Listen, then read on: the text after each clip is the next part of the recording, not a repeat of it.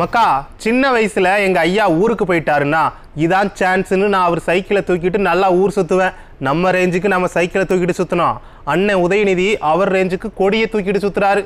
ஐயா ஸ்டாலின் அமெரிக்கா போனதும் பச்சை கொடி ஒன்றை தூக்கிட்டு பஸ் விடுறது என்ன, ஆய்வு பண்றது என்ன, கூட இருக்கிற சீனியர் அமைச்சர்கள்லாம் பாவமப்பா.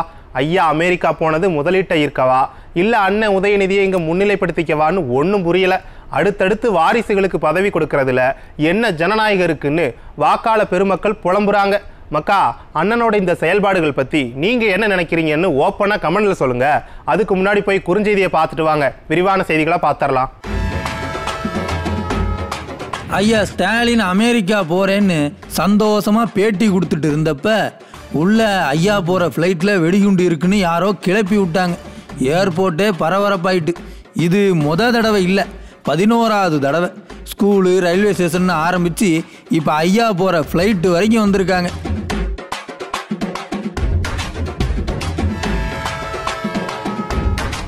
குரங்கு குட்டியை விட்டு ஆழம் பார்க்கும்னு ஊர் பக்கம் சொல்லுவாங்க.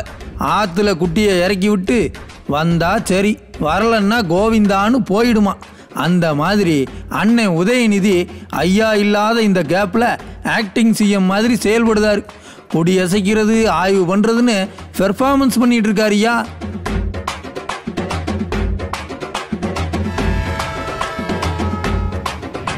பதிமூணு கவர்மெண்ட் மெடிக்கல் காலேஜுகளில் முதல்வர் பதவி காலியாக கிடக்குதுன்னு சொல்லுதாங்க. மருத்துவம் படிக்கிற மாணவர்களோட கல்வி கேள்விக்குறியாயிருக்குன்னு நாம் சொல்லலை, விவரம் தெரிஞ்சவங்க புலம்புறாங்க. உடன்பிறப்புகள் கடைகளில் அராஜகம் பண்ணி வசூல் பண்ணுற காசைத்தான் கட்சிக்கு செலவு பண்ணிக்கிட்டு இருக்காங்க. அட நான் சொல்லலப்பா, திமுக நகர செயலாளர் சிவான்னு ஒருத்தர் ஆடியோ ஒன்று போட்டிருக்காரு. குறுஞ்செய்திகளை பார்த்தாச்சு, வாங்க விரிவான செய்திகளை பார்த்துருவோம். ஐயா ஸ்டாலின் அமெரிக்கா போகிறதுக்கு முன்னாடி ஏகப்பட்ட அலப்பறைகள் நடந்திருக்கு.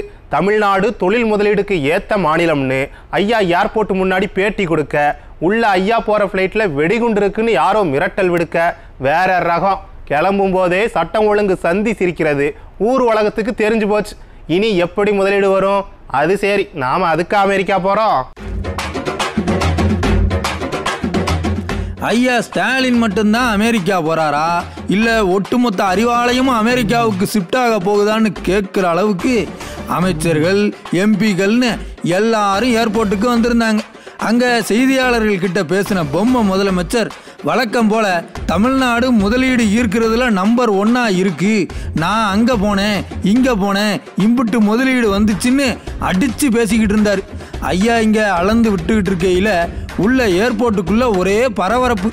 என்ன ஆச்சுன்னு கேட்டால் சான் பிரான்சிஸ்கோ போகிற ஃப்ளைட்டில் வெடிகுண்டு இருக்குன்னு யாரோ மெயில் அனுப்பியிருந்தாங்களாம். யாத்தே, அது ஐயா ஸ்டாலின் போகிற ஃப்ளைட் ஆச்சே.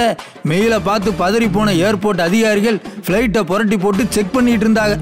அப்புறம் தான் தெரிஞ்சது அது உண்மை இல்லை, வெறும் பொருளின். ஒரு மாநிலத்துக்கு எப்போ முதலீடு வரும்னு சொல்லுங்கள்? சட்டம் ஒழுங்கு நல்லா இருக்கணும், நாடு அமைதியாக இருக்கணும், அப்போ தான் முதலீடுகள் வரும். ஐயா முதலீடு இருக்க கிளம்பும் போது அவர் போகிற ஃப்ளைட்லேயே வெடிகுண்டு இருக்குன்னு பொருளையை கிளப்புதாங்கன்னு சொன்னால் சட்டம் ஒழுங்கு எப்படி சீரழிஞ்சு கிடக்குன்னு பாருங்கள். ஆக கிளம்பும் போதே தமிழ்நாட்டில் சட்டம் ஒழுங்கு சரியில்லைன்னு அமெரிக்காக்காரங்களுக்கு தெரிஞ்சு போச்சு. இப்படி இருந்தால் எப்படி முதலீடு வரும்? சரி, இதெல்லாம் விடுங்க, இதை பேசி என்ன ஆக போகுது? ஐயா பேட்டி கொடுக்கும்போது அமைச்சரவையில் மாற்றம் வருதான்னு கேட்டாங்க. அதுக்கு அவர் ஒரு பதிலை சொன்னார், அதை பாருங்க.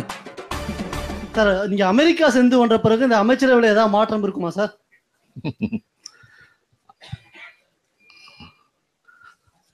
மாறுதல் ஒன்றுதான் மாறாதது, மாறுதல் ஒன்றுதான் மாறாதது. சார், வெயிட் அண்ட் சீ. கேட்டீங்களா?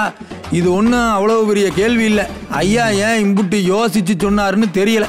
அநேகமாக ஐயா ரிட்டர்ன் ஆனதும் நிறைய மாற்றங்கள் இருக்கும்னு எதிர்பார்க்கலாம். எல்லாம் அண்ணன் உதயநிதி கையில் தான் இருக்குது. அவர் கையில் என்னன்னு கேட்குறீங்களா?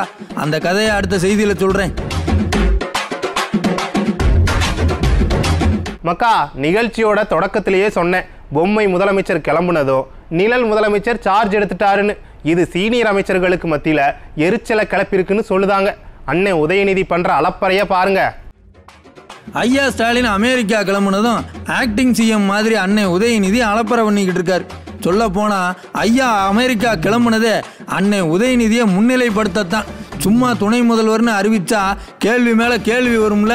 அதனால் முதலீடு இருக்க கிளம்பும்போது துணை முதல்வராக அறிவிச்சிடலாம், பொம்மை முதலமைச்சர் இல்லாததால் துணை முதலமைச்சராக அறிவித்தோம்னு சொல்லி சமாளிக்கலாம்னு திமுக தலைமை குடும்பம் நினச்சது.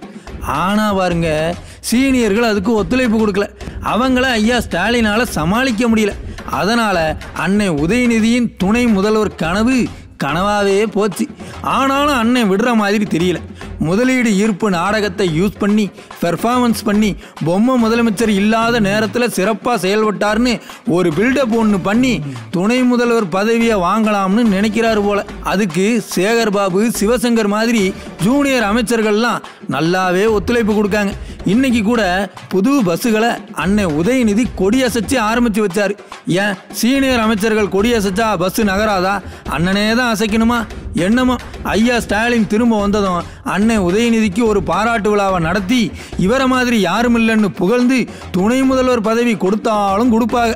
அப்புறம் ஐயா சொன்னார்ல, மாற்றம் ஒன்றே மாறாததுன்னு. அநேகமாக அண்ணனுக்கு ஒத்துழைப்பு கொடுக்காத அமைச்சர்களுக்கு ஆப்பு இருக்கும்னு நாம் சொல்லலப்பா, விவரம் தெரிஞ்சவங்க சொல்கிறாங்க. சரி, இந்த நாடக கம்பெனி என்ன நாடகம் போட்டால் நமக்கு என்ன வந்துச்சு? நமக்கு நாட்டு பிரச்சனை தான் பெரிய பிரச்சனை. மெடிக்கல் காலேஜில் சீட்டு கிடைக்கிறது எம்புட்டு பெரிய விஷயம். அப்படி சீட்டு கிடைச்சி டாக்டருக்கு படிக்கிற மாணவர்களோட படிப்பில் மண்ணள்ளி போட்டிருக்கு இந்த விளம்பர கவர்மெண்ட். அந்த கொடுமையை பாருங்க. மக்கா கோச்சிக்கிடாதீங்க. விஷயம் என்னன்னு சொல்கிறதுக்கு முன்னாடி கடந்த கால நிகழ்வுகளை உங்களுக்கு கொஞ்சம் ஞாபகப்படுத்துகிறேன். நீட்டுன்னு ஒரு எக்ஸாம் வந்ததுப்பா. இந்த திமுக கும்பல் வானத்துக்கும் பூமிக்கும் குதிச்சது. ஐயையோ, மாணவர்களோட மருத்துவ கனவை நசுக்கிறாங்க, வாய்ப்பு கொடுக்காம மறுக்கிறாங்கன்னு முதலக்கண்ணீர் வடிச்சாங்க. நீட் எக்ஸாம் நிறைய செலவு பண்ணி கோச்சிங் கிளாஸ் போறவங்களுக்கு தான் பெரும்பாலும் நீட் மூலமா மருத்துவக் கல்லூரியில் இடம் கிடைக்குது. இதனால வசதி இல்லாத ஏழை மாணவர்களுக்கான வாய்ப்புகள் ரொம்பவும் குறைஞ்சிடுச்சு. இது எவ்வளவு பெரிய சமூக அநீதி! தொடர்ந்து இந்த படுகொலைகள் தொடர்ந்து கொண்டிருக்கின்றன. இந்த 5 ஆண்டுகளில் கிட்டத்தட்ட 16 குழந்தைகளை இந்த நீட் தேர்வுக்கு நாம் இழந்திருக்கிறோம். இதுபோல் அடுத்தடுத்து தொடர் மரணங்கள் செஞ்சு அடுத்த பெரவலூர் பிரதிபா என்று வந்திருந்தாங்கல்ல, அந்த குடும்பம், திருச்சியை சேர்ந்த சுபஸ்ரீ, சென்னை சேலையூர் ஏஞ்சலின் ஸ்ருதி, திருப்பூர் ரித்துஸ்ரீ, மரக்காணம் கூனிமேடு மோனிசா, பட்டுக்கோட்டை வைசியா, நெல்லை தனலட்சுமி, கோவை சுபஸ்ரீ, மதுரை ஜோதிஸ்ரீ துர்கா, செந்துரை விக்னேஷ், தர்மபுரி ஆதித்யா. இந்த நீட் என்பது அதற்கு எதிராக மாணவர்களின் கனவுகளை எல்லாம் ஒழிக்கக்கூடிய ஒன்றாக இன்னைக்கு தமிழ்நாட்டில் புகுந்திருக்கு. இதை நாம் இங்கிருந்து விரட்ட வேண்டும். நீட்ல இருந்து நமக்கு நிச்சயமாக விதிவிலக்கு தரப்பட வேண்டும். இப்படி திமுக கும்பல் நாடகம் போட்டுட்டு இருந்தப்ப ஏழை எளிய மாணவர்களோட மருத்துவ கனவை நிறைவேற்றுற மாதிரி அதிமுக அரசாங்கம் அரசு பள்ளி மாணவர்களுக்கு 7.5% இடஒதுக்கீட்டை கொண்டாந்தாங்க. அது மட்டும் இல்ல, 11 மெடிக்கல் காலேஜை கட்டி மருத்துவ சீட்டுகளோட எண்ணிக்கையை உயர்த்தினாங்க. இப்படி அதிமுக அரசாங்கம் கஷ்டப்பட்டு மாணவர்களுக்கு, நம்ம வீட்டு பிள்ளைகளுக்கு மருத்துவம் படிக்க வாய்ப்பை உருவாக்கி கொடுத்தா இந்த திராவிட மாடல் கும்பல் அதை கெடுத்துட்டு இருக்கு. 13 மெடிக்கல் காலேஜுகளில் முதல்வர் பதவி காலியாக இருக்குதுன்னு சொல்கிறாங்க. ஆள் போடாமல் இருக்காங்கப்பா. இது சாதாரண பிரச்சனை இல்லை. முதல்வர் இல்லாத காலேஜில் எது ஒழுங்காக நடக்குன்னு சொல்லுங்கள். இதனால் மாணவர்களோட படிப்பு பாதிக்கப்படுது, மருத்துவ உபகரணங்கள் வாங்க முடியாத சூழல் இருக்குன்னு விவரம் தெரிஞ்சவங்க புலம்புதாங்க. நீட்டை வச்சு இன்னைக்கு வரைக்கும் நாடகம் போட்டுக்கிட்டு இருக்கிற இந்த விளம்பர கும்பல் இப்படி மாணவர்களோட படிப்பை கெடுக்கலாமா? காலி இடங்களை உடனே நிரப்ப வேண்டாமா? இதுல இருந்து என்ன தெரியுது? விதவிதமா உருக்கமா இவங்க பேசுனதெல்லாம் உங்ககிட்டையும் என்கிட்டையும் ஓட்டு வாங்க பேசின பேச்சு தான். மாணவர்கள் மேல இந்த கும்பலுக்கு துளியும் அக்கறை கிடையாது. கும்பகோணம் அரசினர் கலைக்கல்லூரியை தற்காலிகமாக மூடி இருக்காங்க. அது ஒன்றும் இல்லை, அந்த காலேஜில் வேலை பார்க்குற ஒரு பேராசிரியை மாணவர்களை சாதியை சொல்லி பேசியிருக்காங்க. அவங்க மேலே நடவடிக்கை எடுக்க சொல்லி மாணவர்கள் போராடுதாங்க. இது அவ்வளவு பெரிய கஷ்டமா? இதை செய்கிறதுல இவங்களுக்கு என்ன சிக்கல்? கவர்மெண்ட் கண்டுக்காததால் மாணவர்கள் தொடர்ந்து போராடினாங்க. இப்போ மாணவர்களோட போராட்டத்தை சமாளிக்க முடியாமல் காலேஜை மூடுதாங்க. சமத்துவம் சமூக நீதினு பேசுகிறதெல்லாம் வெத்து பேச்சு. வேங்க வயல்ல ஆரம்பித்து கும்பகோணம் வரைக்கும் எந்த நடவடிக்கையும் இல்லை. சரி மக்களே, இன்னைக்கு நிகழ்ச்சி இதோட முடிஞ்சது. நாளைக்கு மறுபடியும் சந்திப்போம். நன்றி, வணக்கம்.